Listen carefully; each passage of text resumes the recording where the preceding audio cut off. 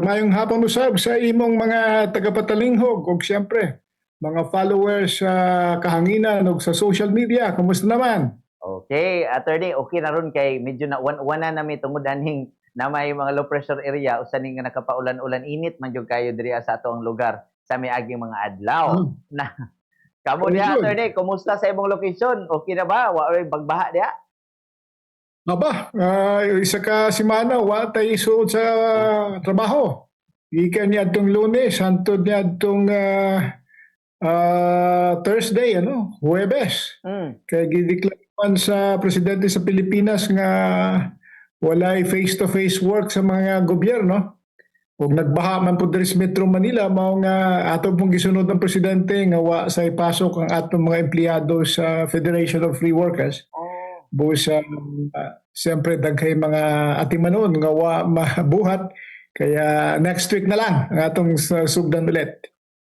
Okay. Sige, pero among na-monitor nga dili lang ang Federation of Free Workers kini sa trabaho. Dili lang ang Federation of Free Workers kauban pod ang mga miyembro sa nagkaisa Labor Coalition naningkamot pod attorney sa paghatag og pagtagad regarding adtog gibuhat sa Pasig Regional Trial Court na babagan ang pagpatuman ni adtog wage increase, although National Capital Region siya pero pwede ni siya nga mamahimong kuan gyud, mamahimo ni siyang example basin mahitabo pud na diri sa Caraga Region nga napoy magpugong-pugong sa pagpausbaw sa suhulan. Attorney, atong sayron unsay mga lakang gibuhat sa nagkaisa Labor Coalition?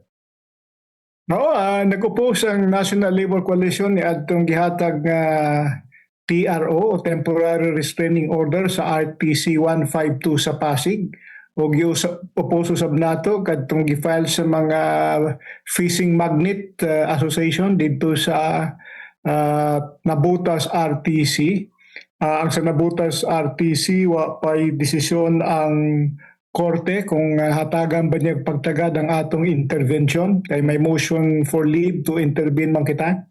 Diri sa Pasig ay wala pa gihatagan og pagtagad sa huwis ang atong motion for leave to intervene pero duha na ka order ang iyang gipagawas, ang temporary restraining order, ang injunction ni adtong August 13, So August 3 nag-issue siya og temporary restraining order og niadtong August 13 ay aduna nay gitawag og injunction o preliminary injunction. So ang atong tanaw niini una sa tanan ay walay jurisdiction ang RTC nga manghilabot sa issue sa sweldo. Kay klaro man ang Labor Code sa Article 123 kung may reklamo ka sa Regional Tripartite Wages and Productivity Board, mag-apila ka ngadto sa National Wages and Productivity Commission.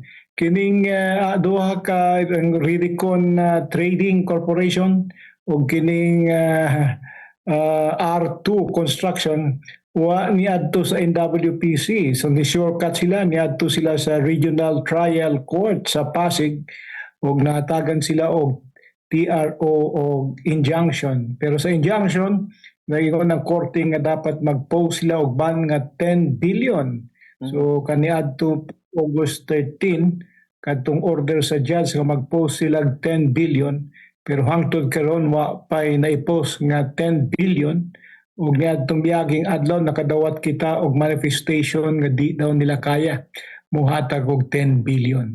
Atong tanaw niini way katungod ang RTC nga manghilabot kay maliban sa 123 Article 123 nga dapat mo adto ang employer sa NWPC.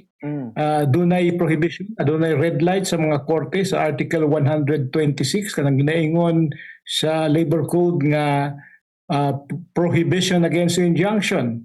O ang Article 126 nagaingon nga no preliminary or permanent injunction or temporary restraining order may be issued by the court, tribunal, or any entity against any proceedings of the regional board or the commission. So atong tan-aw ni ana nga dili pwedeng i-TRO, di pwedeng ihatagag injunction or i-restrain by noon Mm. ang mga desisyon, ang mga resulta sa proceeding sa wage board o sa komisyon, ano. Kaya tan-aw nato ay dili dapat mahitabo kining pagkuha sa RTC sa isyo sa pasahod gikan sa RTWPB. So sa kasamtangan dahil atong tan-aw nga kinahanglan og definitive, authoritative nga desisyon, dili man kana mahatag sa RTC kay ang iyang gahom limitado lamang, kaya atong gi-invoke ang poder o otoridad sa Korte Suprema nga dapat mohatag na og klaro nga giya sa atong mga korte o sa mga abogado. So aduna kitay petition for certiorari and prohibition sa Korte Suprema sa kasamtangan niadtong August 12 nato gi-file kini, og atong duna kitay manifestasyon niadtong pagkatapos gipagawas sa RTC 152 ang iyang injunction, ug atong gihangyo ang korte na dapat i-expedite ang pag take cognizance sa atong petisyon. So mao kana atong gihulad kaubang Kevin sa issue sa wage order number 27 nga naghatag og 60 pesos effective July 25, 2026. So adunay kaduha nga tranche 25 pesos sa January 20, 2027. So 85 dapat, pero sa 60 karong tuiga atong ginakulatan pa ang desisyon sa korte o aduna nay tripartite resolution ang National Tripartite Commission na dapat ihatag na o ng ICOP kauban nato ang Employers Confederation of the Philippines, ang FFW, ang TUCP, ang Sentro ug ang uban nga mga miyembro sa nagkaisa Labor Coalition kauban si Secretary Francis Tolentino.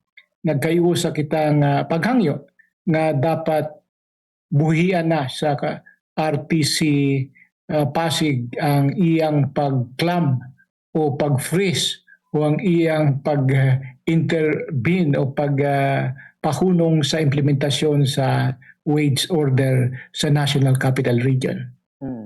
Attorney, for the record, is it the first time na may nangyari na ganito? Tama kaubang Kevin, for the first time na nanghilabot ang regular court sa mga proceedings o mga issue may tungod sa pangsweldo, sa lalo na sa minimum wage, Kaya niadtong August 19 sa birthday ni Quezon, ang champion or the father of social justice sa Pilipinas, to usab gihangyo ang Korte Suprema na i-expedite na ang pagdesisyon sa atong petisyon nga gi-file sa Korte Suprema. Ingon pa nga nato, pag mag-issue og TRO ang mga korte sa Quezon City, baka mobangon si Manuel L. Quezon sa iyang lubnganan og mag-file usab og oposisyon og muuban sa FFW ug sa nagkaisa nga harangon ang unsa mang TRO injunction nga ihatag sa mga regular courts. Kung if what will happen ba kung unsa daw mahitabo, kung anong mangyari daw, attorney, sa pinaglalaban ng nagkaisa labor coalition, magiging apektado ba ang Caraga region? Ang kaning mga desisyon sa Korte sa National Capital Region ay may tungod lamang sa Wage Order number 27 ug kinilimitado lamang diri sa Metro Manila. Pero ang atong ginatanaw kay mahimo man kining president sa ubang mga rehiyon, bahit ingon pa nimo nga pwedeng maging sundon, pwedeng ihemplo sa mga gawas sa Metro Manila. So mahitabo usab nga pag magpagawas ang RTWPB, adunay maadto nga mga employer sa RTC o pahunungon ang implementasyon. So magkagubot kita, adunay mag-file sa Butuan, adunay mag-file sa San Francisco, adunay mag-file sa Bayugan. So, marag dili ka na maayo, no? Kaya gingna nato ang Korte Suprema sa atong petisyon nga once and for all, i-resolve niya ang issue sa jurisdiction o giyahan ang mga huwes o ang mga abogado nga ang atong mga regular court dili dapat manghilabot sa atong issue sa labor relations, labi na gayud ang issue sa pagpataas sa minimum wage. Okay. Sa trabaho gyapon nga hiskutanan attorney nagikaingon regarding aning sa 350,000 pesos na income tax sa exemption ceiling plano sa atong panggamahanan. Unsay posisyon sa nagkaisa labor coalition sa sugyot nga gikan sa 250,000 pesos moadto na sa 350,000 pesos ang income tax exemption ceiling? Siyempre sa Federation of Free Workers o kadaghanan sa nagkaisa labor coalition, ang among posisyon dia welcome kanang pagtaas og ceiling, no? So from 250 to 350,000 pesos. Pero among gihangyo unta ang Kongreso nga itaas pa niya ngadto sa 400,000 to 500,000. Kaya atong gitan-aw kanang 350,000 kulang kana nga o kulang pagani sa cost of living sa mga pamilyang Pilipino nga may 5 ka mga miyembro, ano? Kasi ingon pa ni dating Director General sa National Economic Development Authority karon ay Department of Economic Planning na ay si Fernia, no? Director General Fernia, ingon niya nga dapat 42,000 pesos, no? 42,000 pesos ang cost of living sa may 5 ka miyembro nga pamilya. So kung 350,000 lang 29, 30,000 lamang ka na. So below the cost of living pa ka na. Kung 42,000, so kung 42,000 mabot ka na og siyempre mga 400 to 500,000 na. So ingon pud usab ang Ibon Foundation nga ang gikinahanglan diri sa Metro Manila mga 1,300 pesos a day kung para sa 5 ka miyembro nga pamilya para mabuhi nga siyempre adunay allowance na adunay cost of living niya ay ma-answer niya. So among tanaw dapat mas mataas kaysa 350,000. Pero ganun pa man ay siyempre sinusuportahan na natin itong 350,000 kasi atong tanaw may madagdag sa take home pay sa mga mamumuo, mga 15 to 17,000 hanggang 20,000 ata, no?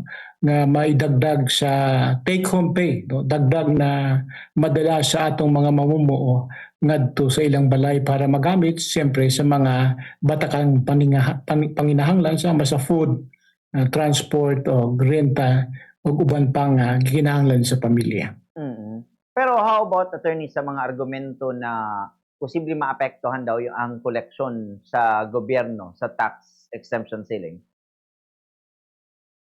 Siyempre, maapektuhan talaga ang collection sa revenue, no? Pero atong ginatanaw nga kung mas mataas pa sa 350,000 ay dapat ay yung mga capable to pay kasi ng atong konstitusyon nagaingon man nga dapat mag-establish o mag-initiate ang gobyerno sa usa ka progressive form of taxation. Dapat kadtong may kaya paghatag mao'y dagdagan ng ilang taxes. So ang atong proposal niya na pwede bang solidarity tax, no? Para diadtong sa mga dagko nga mga negosyo o mayaman na mga tao sa atong nasod, maski 1% lang dili ka na makaguba, no, sa ilang negosyo, di mawad-an sila sa ilang breakfast o pag-adto ata sa Singapore para manood kay Taylor Swift o magbakasyon sa Bali. So palagay ko ay dapat maghanap, no, yung progressive taxation o sa niya ka ehemplo ang solidarity tax o tax on wealth, no, o sa mga labi na gayon gatong mga real estate nga unproductive o wag ginagamit, no, o kadtong daghang kaayo og mga kabtangan nga sobra-sobra naman. So mga 1% lang ang palagay ko ay makatulong na makabawi ang gobyerno sa mga nawala nga revenue gikan sa pagpataas sa atong exemption. But the problem, hindi ba problema na parang hindi naman urgent para sa Pangulo ang sektor ng mga nasa labor? Yun ang ating dapat nga makumbinsi ng ating Pangulo at pero nagsabi na siya na 350,000 will be imposed or yung pagpataas sa tax exemption sa iyang suna. So palagay ko ay umiikot na ngayon kasi may mga committee work na naimbita tayo na magbigay ng ating input dito sa pagpataas sa tax exemption. So palagay ko yun ay madali na kasi may mga pumasa na ata sa House, pumasa na ata yung 350 exemption bill o palagay ko ang Senado ay musunod na. Ano? Siyempre, kadang ginaingon ni mo kaubang Kiben nga dapat ang Pangulo ay makatutok unta no, sa mga issue sa pamuo at o kanang ginapangding kamutan nga makuha ang iyang atensyon. No? Karon ay niadtong miyaging simana nag-dialogue maski ulan, ano? Maski walang pasok sa gobyerno, pumasok si Secretary Francis Tolentino at humarap sa nagkaisa labor coalition for 3 marathon hours, ano? Ay ating diniscuss sa kanya at diniscuss niya rin. So nag-share din siya sa iyang mga pagpanlantaw sa mga agenda sa pagpataas sa sweldo o kining na TRO nga sweldo sa RTW sa NCR gisgutan nato kana og syempre og ubang mga alternatiba sa pag-review o pagreforma sa atong national wage scheme ato kanang gisgutan ang issue sa contractualisasyon nga dako usab nga problema sa mga mamumuo sa mga regular nga trabaho pero contractual ang gi-hire sa mga kompanya ug adunay duha ka mga tipo sa empleo, adunay regular ug adunay murag ulipon, no? Mga contractual o walay security of tenure. Dili lamang sa pribadong sektor ug ato usab gisgutan sa private o public sector.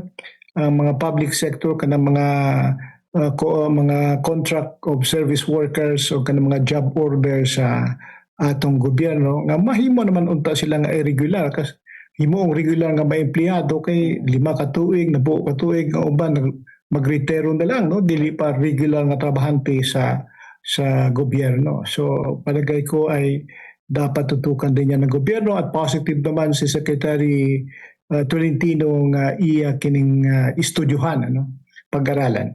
At siyempre maliban sa wage contractualization siyempre atong gisgutan ang unemployment o ang pag-consolidate sa mga programa sa gobyerno kung unsaon makabalik sa trabaho katong nawad-an sa trabaho o matabangan katong nawad-an sa trabaho o siyempre dapat may mga training nga i-conduct para maging re-employable sila.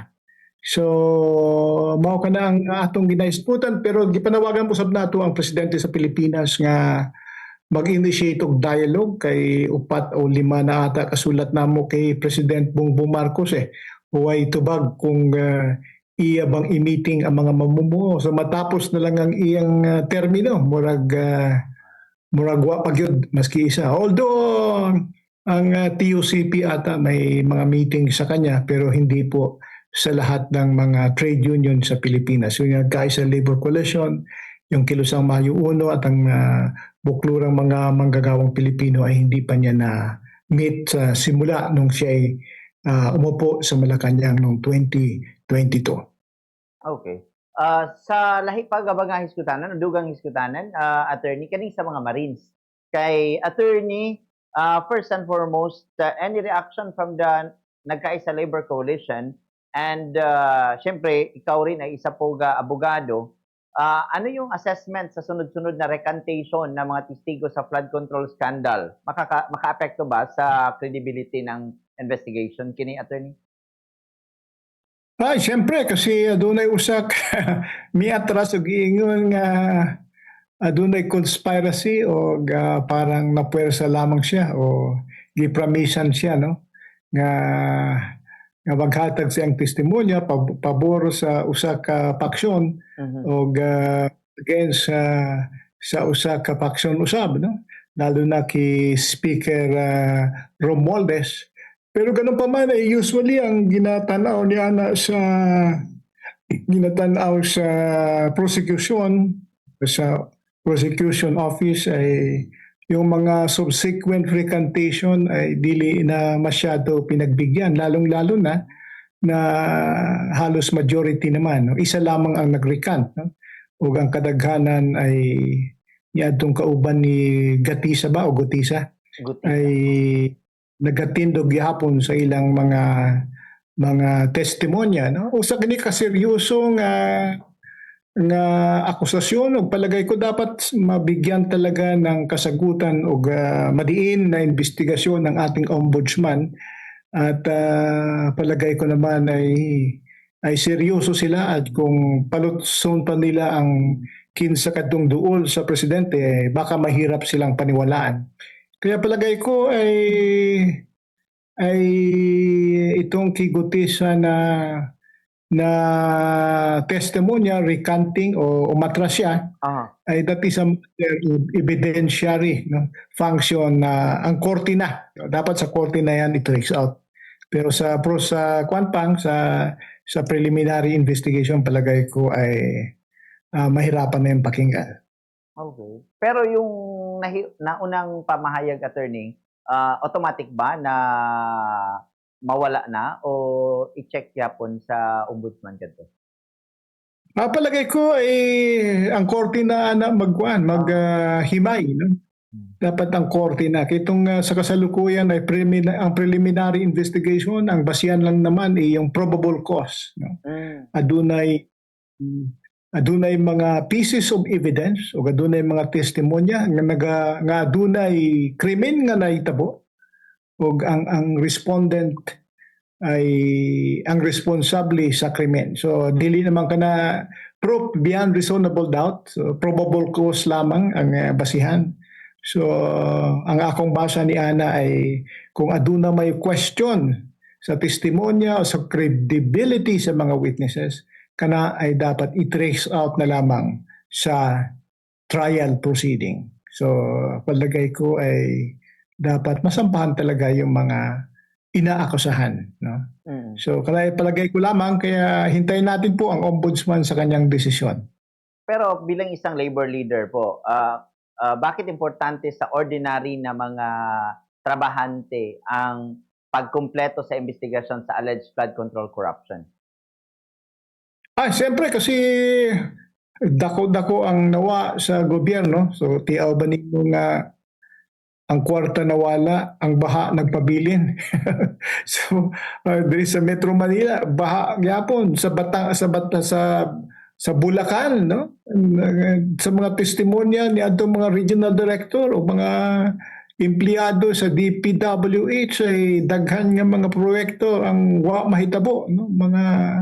Mga kalag-kalag ba nga proyekto. So palagay ko naman ay hindi naman pwede makalusot, no, ang mga taong responsableng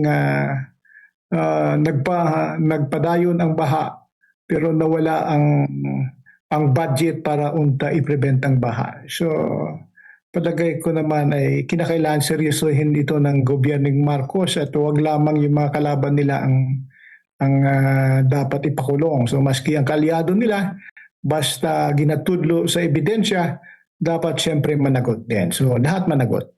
Okay, sige. Attorney Sunny Matula, daghan kay salamat, attorney, ha, og amping-amping tani kay napay mga bagyo ani. Kuya puti mong giingon, ha. Nakita ko sa Cebu.